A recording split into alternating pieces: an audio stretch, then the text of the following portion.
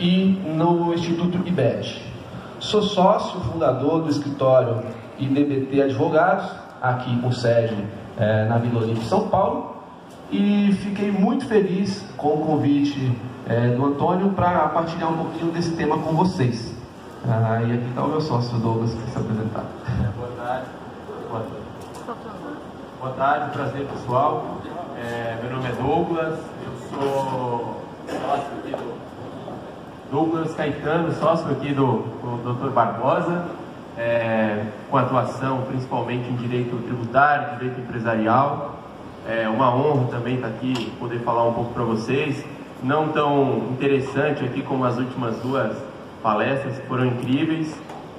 Mas bom, a gente vai tentar aqui basicamente falar um pouco da nossa chegada à empresa, né, dos objetivos da empresa, olhando um pouquinho do cenário do futuro, considerando aí o cenário de criptomoedas, o cenário de regulação atual no país desse assunto, enfim.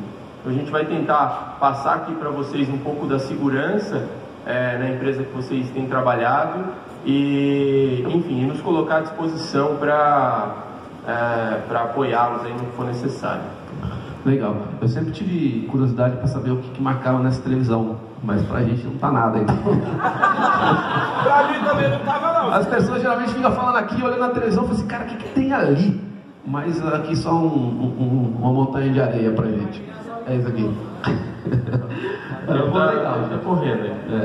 Eu tenho o contato com o marketing do multinível desde 2012. Quando eu fui convidado para compor a diretoria jurídica de uma empresa, e mais recentemente eu tive uma experiência diferente com o multinível. Por quê? Porque eu estava dentro da empresa que ela tinha condições de contratar grandes escritórios para apoiar no multinível, só que, por outro lado, as maiores bancas jurídicas de São Paulo, que vamos falar que é a capital aí do país, não conheciam o mercado de multinível. Então, a verdade, a gente precisava entender o multinível internamente, porque fora a gente não tinha condição técnica de buscar. Então eu me tornei um estudioso do multinível. Que ano foi isso? Foi em 2014, né? 2014. Então eu mais recentemente, sentindo essa carência de mercado, sentindo essa necessidade das empresas de terem um apoio técnico, do ponto de vista jurídico, porque a gente está tratando de um tema que, apesar de vocês já serem aí bastante estudados, a bem da verdade é que o multinível no Brasil é relativamente novo e pairam muitas dúvidas e muitas desconfianças em relação ao mercado, sobretudo pelas pirâmides financeiras, que todos vocês conhecem aí um pouco desse tema. Então, eu saí, decidi empreender, montei um escritório, convidei aqui algumas pessoas para que fizéssemos então essa empreitada juntos, e eu fiquei bastante surpreso e feliz, porque eu comecei a ser procurado por muitas empresas. Acredito que eu tenha feito um bom trabalho nas companhias por onde passei, e as pessoas de alguma maneira nos veem hoje como uma certa chancela, um carimbo de legalidade, porque no fundo uma empresa que se inicia no mercado ou já está em franco crescimento, ela precisa transmitir segurança para os seus associados, enfim, seja lá qual o nome que a gente designe, mas a verdade é que as pessoas precisam transmitir e sentir essa segurança, porque o marketing multinível é para quando, e vocês sabem muito melhor do que eu, quando você vai chamar alguém para que conheça uma oportunidade de negócio que você vai apresentar, a primeira resistência talvez seja quebrar um pouco do preconceito do multinível. Você precisa explicar para ele o que é o multinível, porque senão ele já está bloqueado, ele não quer nem ouvir. Então você imagina, dentro do mundo corporativo, como essa barreira é muito maior, porque o próprio empresário que ouve falar do multinível, com essa resistência que se cria, ele acaba fechando essa oportunidade. Então, as poucas empresas que ainda hoje se dedicam ao multinível são de fato pessoas no seu comando inovadoras, com pensamento para frente, que estudam o multinível um pouco fora, como funciona, para a partir daí decidir então entrar nesse mercado. E a gente tem visto muitas empresas entrando nesse mercado, o que é muito bom, sobretudo para a gente que já está. E aí eu fui convidado, eu fui apresentado o Antônio pelo Cláudio, da Rede Sucesso, que hoje é o maior canal de comunicação do mercado multinível do Brasil. E quando eu conheci o Antônio e me explicou um pouco da história da CredMiner e o que a CredMiner faz, eu confesso que eu fiquei um pouco preocupado. E por que preocupado?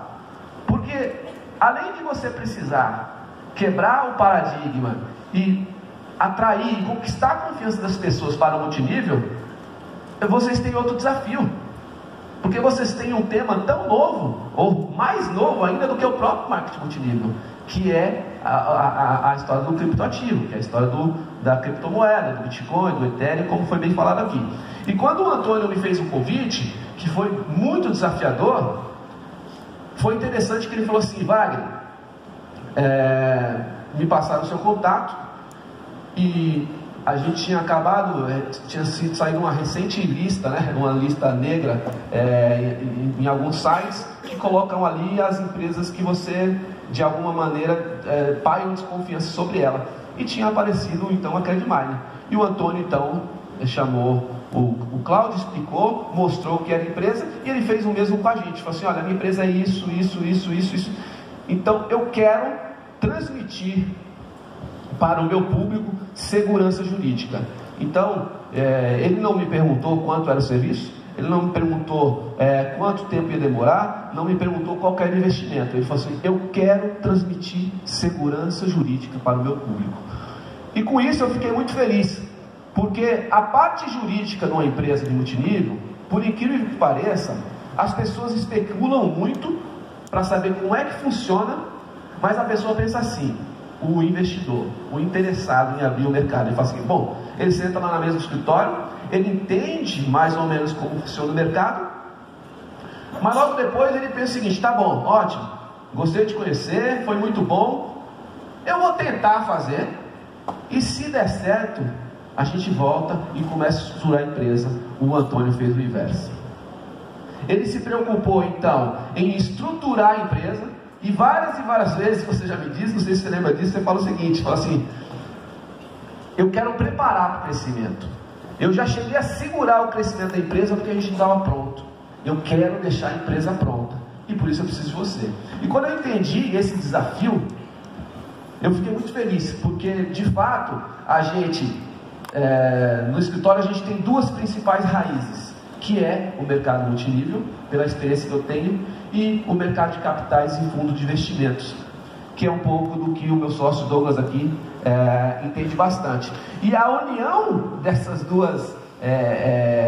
dois grandes temas, além de todo o desafio que se traz, é uma união com um potencial incrível de crescimento e de oportunidade para as pessoas. E quando a gente entendeu que era isso que no fundo a CredMiner oferece, eu falei assim: cara, esse negócio é inovador, nós precisamos apoiar e nós precisamos estruturar esse negócio. E a partir daí a gente começou a estudar muito as operações da CredMiner, estudar muito as operações de mineradoras, de criptoativos, e a gente começou então a estruturar algumas ideias para o futuro da empresa, que a gente vem ao longo do tempo fazendo uma série de reuniões e apresentando alternativas que possam oferecer para vocês um chão seguro, um alicerce profundo, para que vocês tenham a segurança de estarem em uma empresa que não pensa em nascer hoje e sumir no ano que vem. Uma empresa que seja de fato para os filhos de vocês e para os netos de vocês. E todas as reuniões que a gente faz visualizando, mirando o futuro. Onde é que nós queremos chegar daqui a 5, 10 anos? Complementando aí o que o Wagner disse, até falando um pouco desse cenário de futuro. Hoje o criptoativo no Brasil, assim como em muitos lugares do mundo, ele não tem regulação legal. A bem da verdade é que nenhuma comissão de valores ou agente regulatório entende que o Bitcoin é uma moeda, porque em tese moeda precisa ser regulada por um Estado, e aliás esse é até o conceito básico do Bitcoin, que é não ter, aliás, qualquer criptomoeda, que é não ter intermediário, não ter um regulador. Então muitos agentes, aliás, muitos países não têm regulação própria desse mercado, não tem uma conceituação do que é uma criptomoeda. No entanto, a bem da verdade é que por desejo ou não dos bancos, e também de algumas receitas federais de alguns países, criptoativo deixou de ser um barulhinho, deixou de ser um probleminha, passou a ser algo relevante para a economia, algo, como o professor mencionou há pouco, a Toyota estrutura operações com base na blockchain do Ethereum.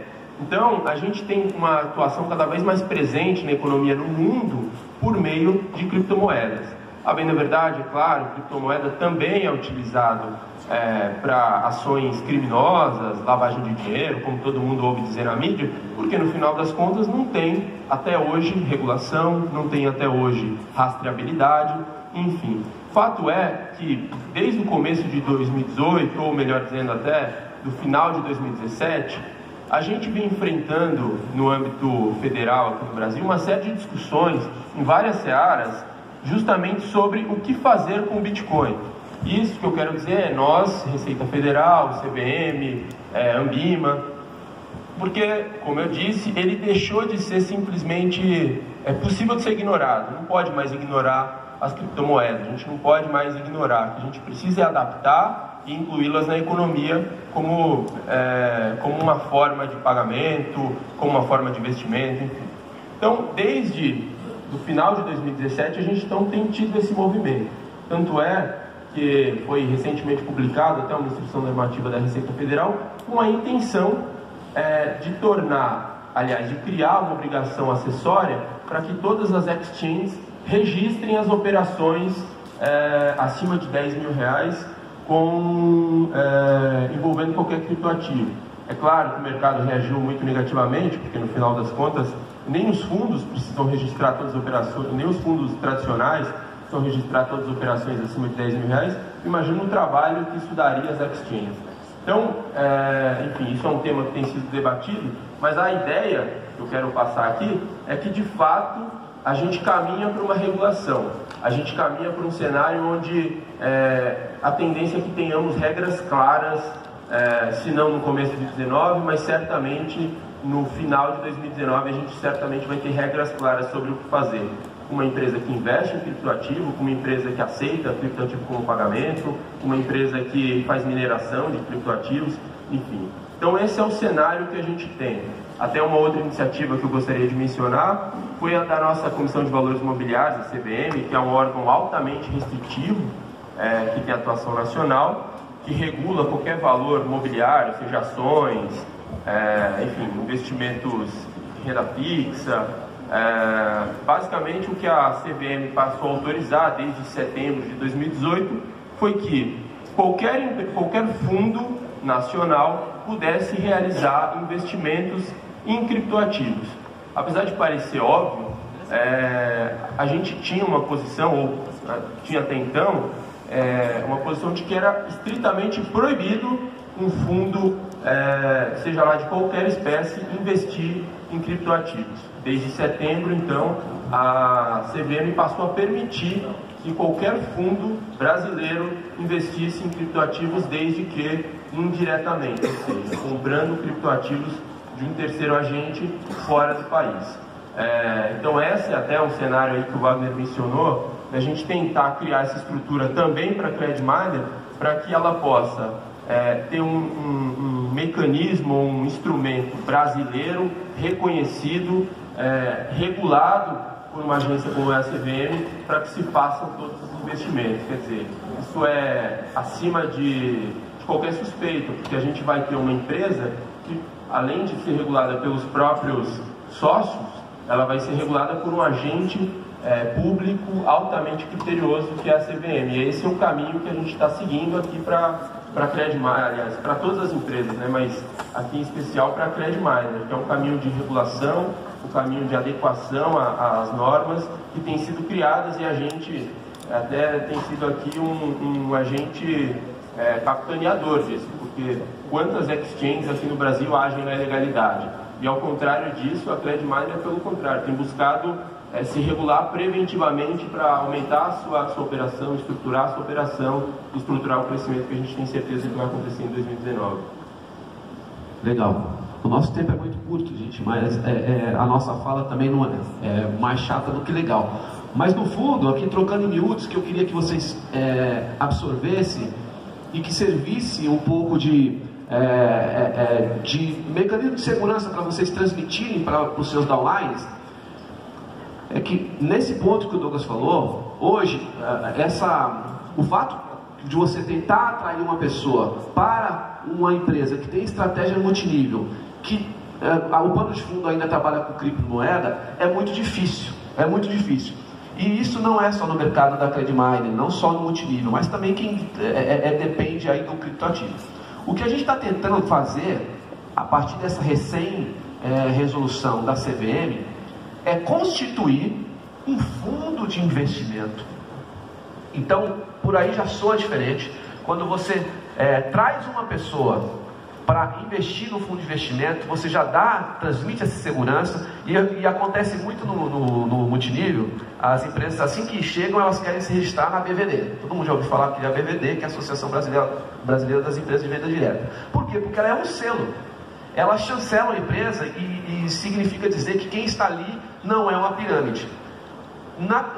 No mercado de criptoativo, de criptomoeda, você não tem muito esse apoio, você não tem muito em quem se ancorar de algum órgão que pudesse legitimar a tua operação. Então todo mundo olha com uma certa desconfiança e te coloca à margem da lei. O que a gente está buscando, e aí quem chega primeiro bebe água limpa, a partir dessa resolução recente, estruturando uma operação, estruturando uma metodologia de trabalho, que vocês estarão ancorados numa empresa que terá autorização para captar valores no mercado, para investir indiretamente em criptomoedas. Então, no fundo, o que a gente tem é uma roupagem jurídica para o que vocês já fazem hoje. O que vocês já fazem, mas precisa de 2 horas para conseguir convencer uma pessoa que o que você faz é legal. Então você vai ter uma empresa que talvez a pioneira, tem muita gente correndo, mas a gente tem feito uma série de trabalhos já em termos de estruturação. Vocês terão uma empresa com a autorização da CVM e da Anvima para operar com criptomoedas, de forma indireta, mas autorizada e legalmente regida dentro do mercado brasileiro. Se eu fosse trazer isso para um exemplo comezinho aqui,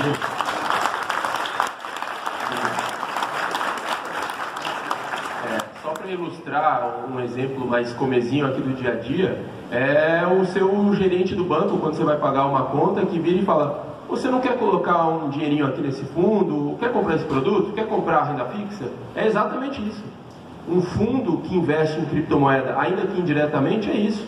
É você oferecer para alguém, ou até por meio de um banco, a empresa pode oferecer por meio de um banco, ou por meio de quem quiser, por meio dos consultores, uma cota de um fundo que investe em criptomoeda. A gente está falando aqui de uma operação de varejo de banco. Olha o tamanho da segurança que a gente tem caminhado.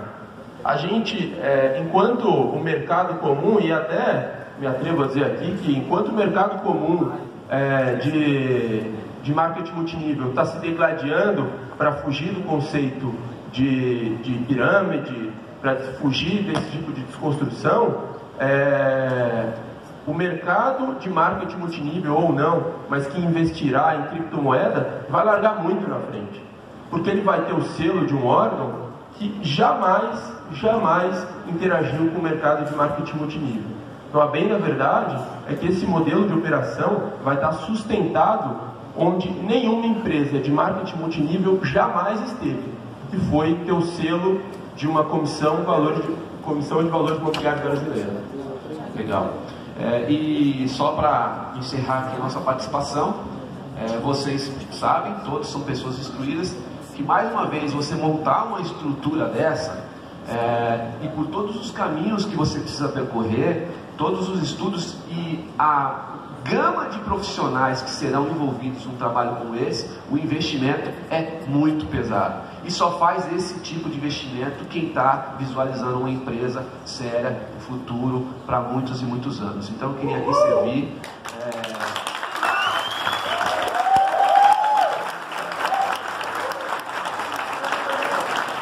Queria deixar deixar meus agradecimentos aqui ao Antônio e aos demais sócios e dizer que a gente está muito feliz e muito lisonjeado de estar fazendo parte de uma empresa tão visionária, pioneira nesse mercado e com essa possibilidade de fazer parte da história de vocês. Parabéns, Deus abençoe a todos e até uma próxima.